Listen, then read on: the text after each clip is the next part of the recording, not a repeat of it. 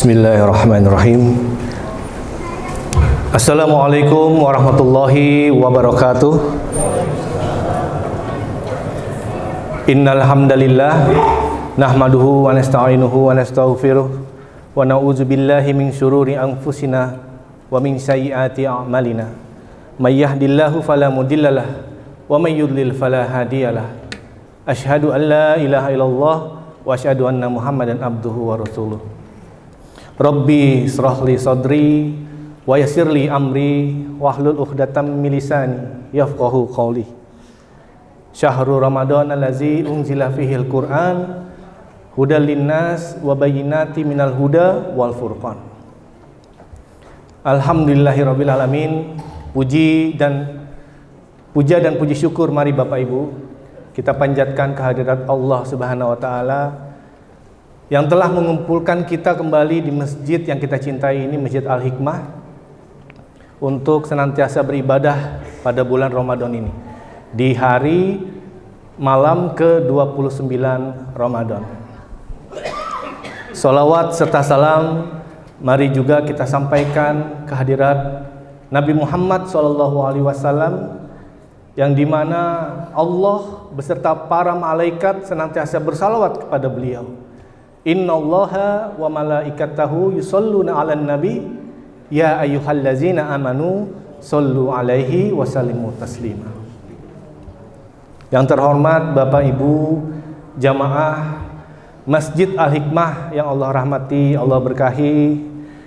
Di sini juga hadir ayahanda kita semuanya, yang saya ingin sapa satu, Bapak Hisham Sulaiman, yang dari awal Ramadan senantiasa duduk di situ terus sampai saat ini istiqomah. Alhamdulillah, semoga menjadi inspirasi bagi kita semuanya, Bapak Hisham Sulaiman. Di sini juga ada Bapak Dr. Firdaus Jailani, tokoh masyarakat kita di sini, Bapak Ibu, dan juga seluruh Bapak Ibu semuanya yang sebenarnya saya ingin sapa satu persatu, tapi kalau misalnya disebutkan agak panjang waktunya. Semoga ini tidak merubah kehormatan dan keberkahan Bapak Ibu semuanya di sini. Bismillahirrahmanirrahim. Bapak Ibu yang kami hormati dan kami muliakan, Ramadan sudah hampir berakhir. Malam ini malam ke-29. Insya Allah, kalau misalnya sidang isbatnya tidak keliru, hari Rabu kita akan berhari raya Idul Fitri. Jadi ini malam ke-29, malam terakhir tarawih di 1445 Hijriah ini. Kalau di daftar penceramah, petugas-petugas penceramah atau sholat tarawih, ini nih saya adalah penceramah terakhir di tahun ini, 1445 Hijriah. Jadi Bapak Ibu, sepatutnya kita umat muslimin dan muslimat bersedih atas berakhirnya atau kepergian dari Ramadan ini.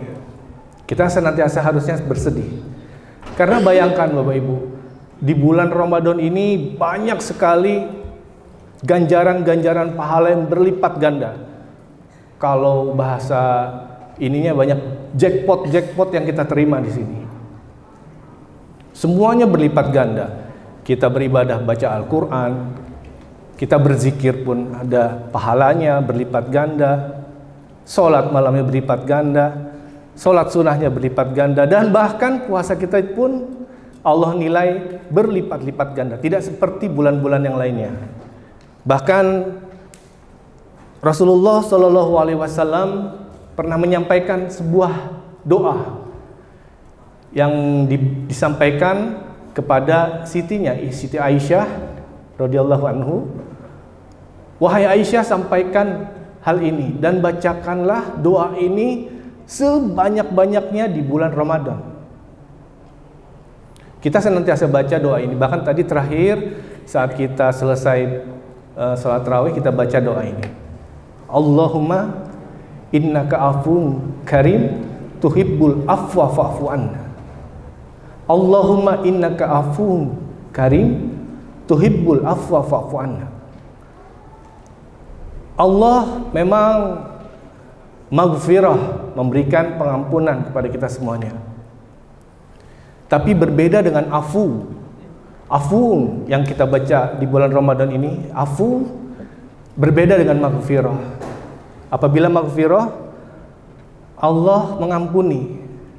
Tapi di hari kiamat kelak, Allah bertanya tentang dosa-dosa itu.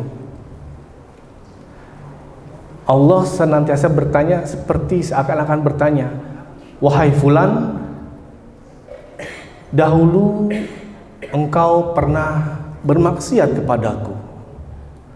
Wahai fulan, dahulu engkau pernah berbohong atau berdusta. Wahai fulan, dahulu engkau pernah mencuri. Wahai fulan, dahulu engkau pernah durhaka kepada orang tua. Maghfirah, Allah ampuni, tapi Allah tanya mengenai dosa-dosa yang kita lakukan. Namun afu itu seperti Allah ingin menghapus semua dosa-dosa yang pernah kita lakukan. Afu seperti Allah ingin menghapus jejak-jejak dosa yang pernah kita lakukan. Afu berarti Allah tidak ingin membahas dosa-dosa itu di hari kiamat nanti. Afu berarti Allah menjaga dan menutup dosa-dosa kita saat di dunia maupun di akhirat nanti. Maka itu Rasulullah SAW berpesan kepada Siti Aisyah radhiyallahu anhu, baca doa ini sebanyak-banyaknya di bulan Ramadan. Allahumma innaka afu tuhibbul afwa fa'fu anna. Allahumma innaka afu tuhibbul afwa fa'fu anna ya karim. Bapak Ibu yang kami hormati dan kami muliakan,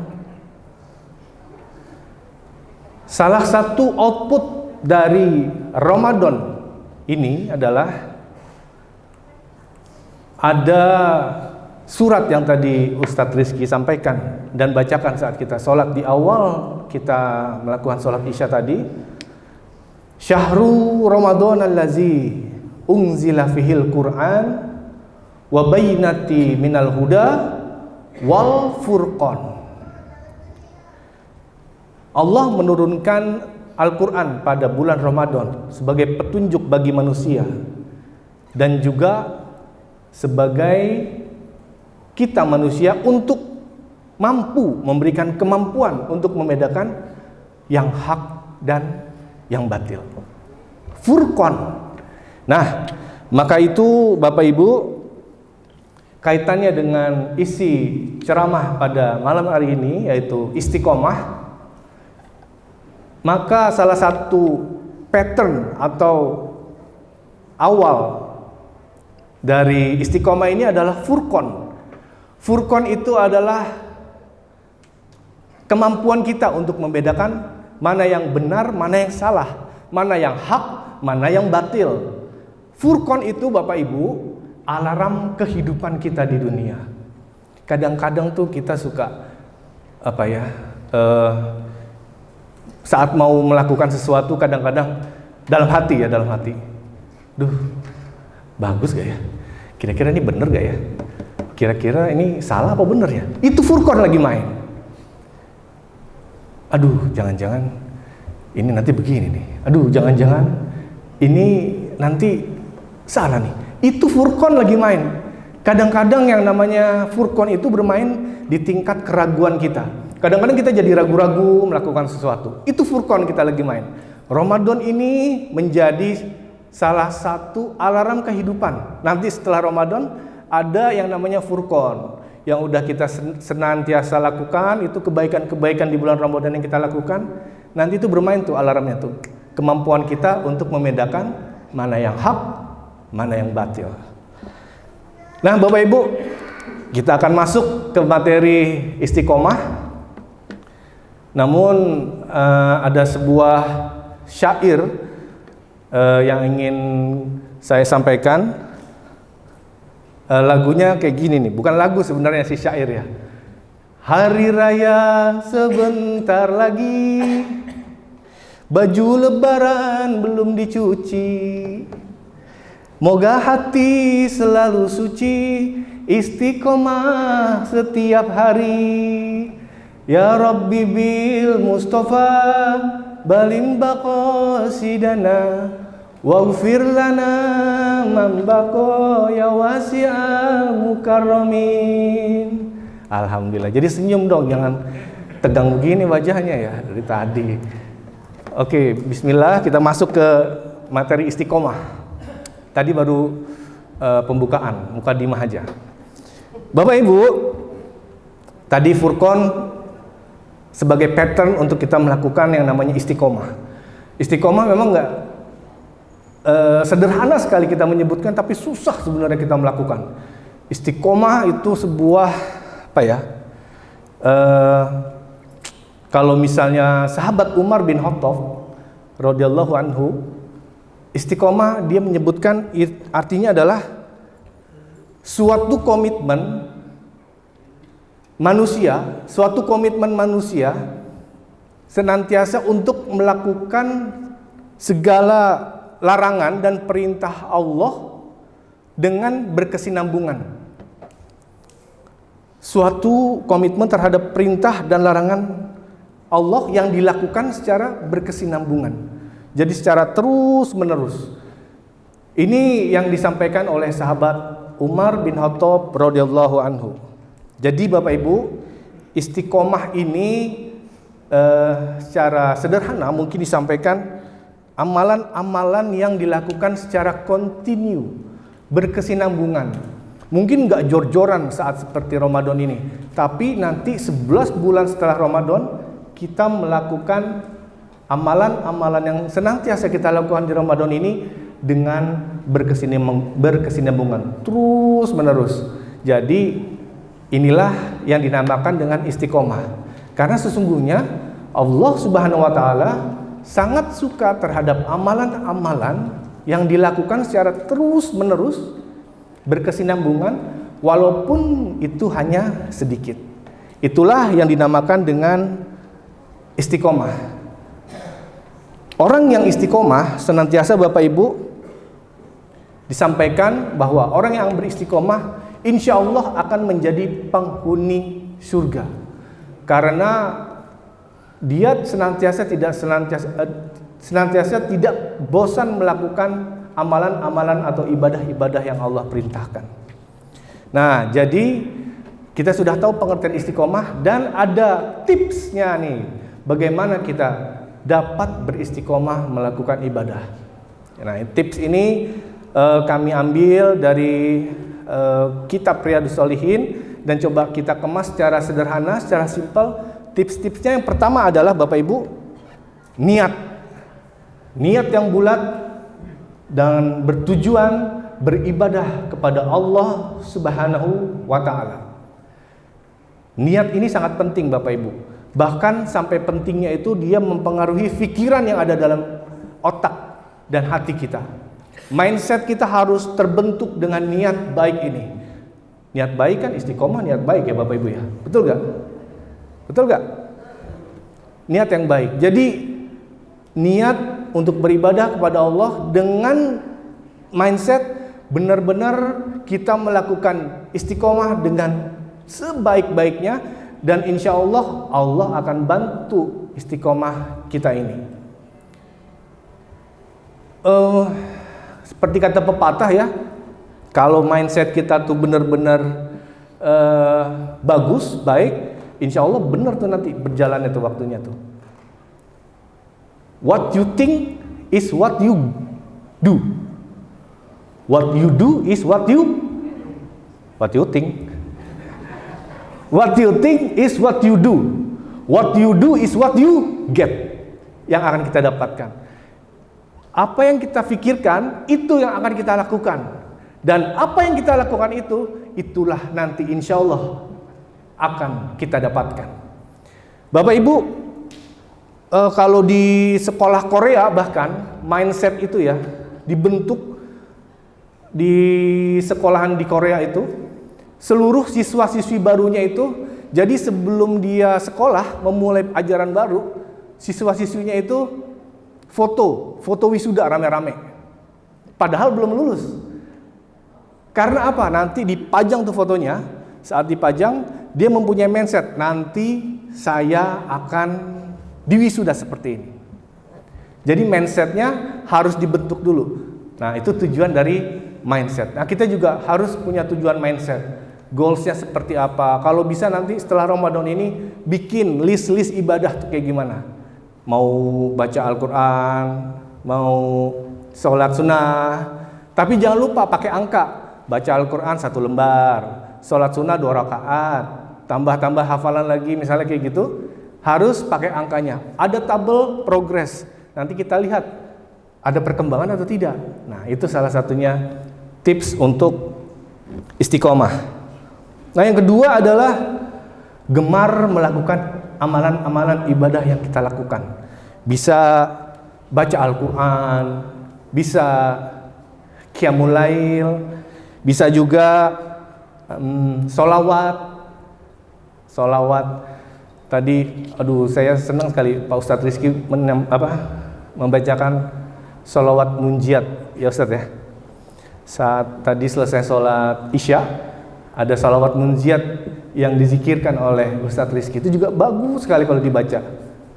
Allahumma sholli ala Sayyidina Muhammadin sholatan tunjina biha min jami'il ahwali wal afat wa taqdilana biha jami'al hajat wa tutahhiruna biha min jami'is syai'at wa tarfa'una biha indaka 'alad darajat wa tuballighuna biha aqsal ghayat min jami'il khairati fil hayati wa badal mamat. Saya belum hafal Bapak Ibu, tapi alhamdulillah anak sama istri saya udah hafal. Jadi saya memang belajar dari anak dan istri saya. Tapi tadi saya dengar Ustadz Rizky menyampaikan itu, salawat munjiat itu sangat bagus sekali. Salawat Bapak Ibu yang kita panjatkan, yang kita insya Allah gemarkan, itu salah satu amalan yang baik sekali.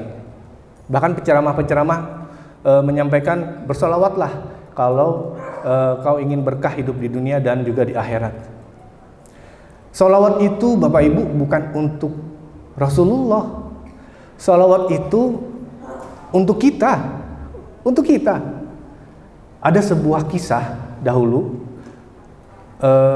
Rasulullah pernah menyampaikan dalam sebuah hadis Abu Daud, saat nanti di Qiyamul Akhir, orang yang paling sibuk adalah Nabi Muhammad SAW.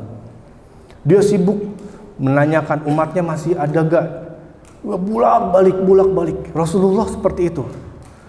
Rasul atau Nabi yang diperbolehkan bernegosiasi kepada malaikat cuma Rasulullah.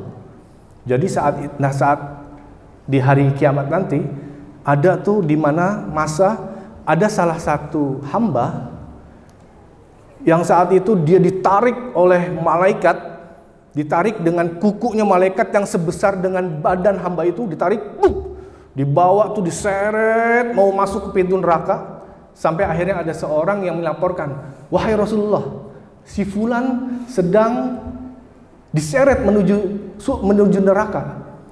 Rasulullah kemudian pergi ke sana. Dia bilang kepada malaikat, wahai malaikat, apakah tidak ada amalan lagi? Maksudnya timbangannya, apakah timbangan buruknya itu lebih berat daripada timbangan baiknya? Iya Rasul, kata malaikat seperti itu. Maka izinkan saya masukkan dia ke surga. Kata Rasul, tunggu dulu. Hitung dulu. Kali aja ada kebaikannya, hitung dulu katanya. Dihitung lagi. Itu hambanya itu udah malu, udah duduk begini aja. Malu dia, karena timbangan keburukannya lebih tinggi daripada kebaikannya. Kemudian Rasulullah bilang, coba hitung lagi. Setelah dihitung, benar, masih lebih buruk kejahatan atau keburukannya, amal buruknya lebih besar. Lalu akhirnya, karena sudah tahu kondisinya seperti itu, Rasulullah datang kepada si fulan, kepada hamba itu. Dia kemudian menaruh sebuah seperti koin kali ya, seperti begini, ditaruh ke sakunya. Ke saku hamba itu ditaruh di sini. Kemudian tiba-tiba timbangan yang tadinya lebih berat yang buruk, kemudian yang baiknya jadi lebih tinggi lagi. Orang itu bingung. Wahai Rasul, apa yang kau masukkan kepadaku, katanya. Lalu Rasulullah bilang, berbisik kepada dia, aku masih menyimpan sholawat yang engkau pernah sampaikan kepadaku. Jadi itu sholawat yang menolong kita, sholawat yang sebenarnya untuk kita. Masya Allah. Allahumma sholli ala Muhammad wa ala ali Muhammad. Ya, banyak sekali amalan-amalan yang bisa kita lakukan setelah Ramadan ini. Sedekah juga bagus sekali.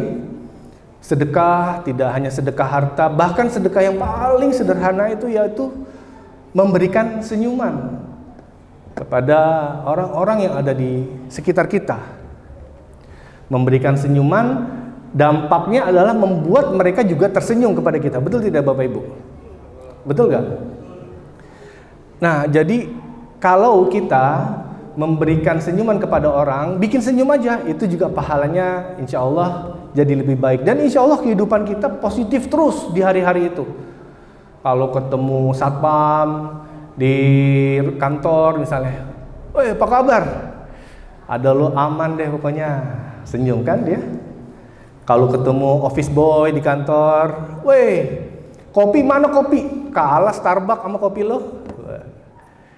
Kalau ketemu istri, kalau ketemu istri nih Pak, senyum aja Pak. Walaupun sahur-sahur istri kita mukanya lecek, senyumin aja gitu. Walaupun istri selalu benar dimanapun, walaupun kita nggak bisa menang sama istri, senyumin aja.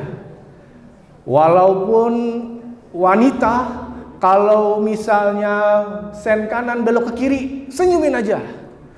Walaupun wanita kalau misalnya nih pengalaman ya. Pengalaman nih, kalau kita negor ibu-ibu atau ibu-ibu teman muda, ibu-ibu muda gitu di mall, negor, "Assalamualaikum Bu, apa kabar?" Udah nih, waalaikumsalam, colek, ganjen banget sih jadi cewek. Kalau nggak ditegur, beda lagi, sombong amat sih, serba salah jadi mesti gimana kita laki-laki ya. Nah, yang penting senyum aja. Jadi lebih positif hidup kita tuh. Jadi kalau misalnya kita positif, insya Allah hari-harinya juga menjadi positif. Yang ketiga tipsnya adalah senantiasa berdoa dan memohon kepada Allah Subhanahu wa taala untuk diberikan keteguhan hati. Ada doanya. Rabbana la tuzigh qulubana ba'da idh hadaitana wa hab lana min ladunka rahmah innaka antal wahhab. Ya Allah, jangan kau condongkan hati kami kepada kesesatan setelah engkau berikan kerahmatan dan keberkahan dan petunjuk kepada kami. Sungguh engkau maha pemberi. Nah, itu salah satu tips diantaranya yang bisa kita lakukan. Kesimpulannya, nah kita mulai kesimpulan, yaitu istiqomah Bapak Ibu dapat dilakukan dari hati yang suci dan bersih. Agak susah kalau misalnya kita istiqomah tapi hati kita tuh jelek, kotor, apalagi banyak iri dengki. Makanya itu kita mesti jaga hati kita untuk benar-benar suci dan bersih. Karena seperti yang Al-Quran sampaikan, afalam yasiru fil ard fatakuna lahum qulubu yaqiluna biha au azanu yasma'una biha fa innaha la ta'mal absar walakin ta'mal qulubul lati fis sudur. Maka apakah engkau tidak berjalan di muka bumi yang dengan hati engkau dapat merasa, yang dengan telinga engkau dapat mendengar? Sungguh bukan mata yang buta, tetapi yang buta adalah hati di dalam dada. Maka itu hati kita benar-benar mesti dijaga. Salah satu wali songo pernah menyampaikan cara atau bagaimana kita dapat mengobati hati. Salah satu sunan atau wali songo yaitu Sunan Bonang. Sunan Bonang ini salah satu wali songo yang senantiasa berdakwah dengan menyampaikan sebuah seni. Ada sebuah syair yang indah sekali, saat ini juga masih ada, yaitu judulnya Tombo Ati atau Obat Hati. Mungkin Bapak Ibu pernah dengar ya? Pernah dengar ya?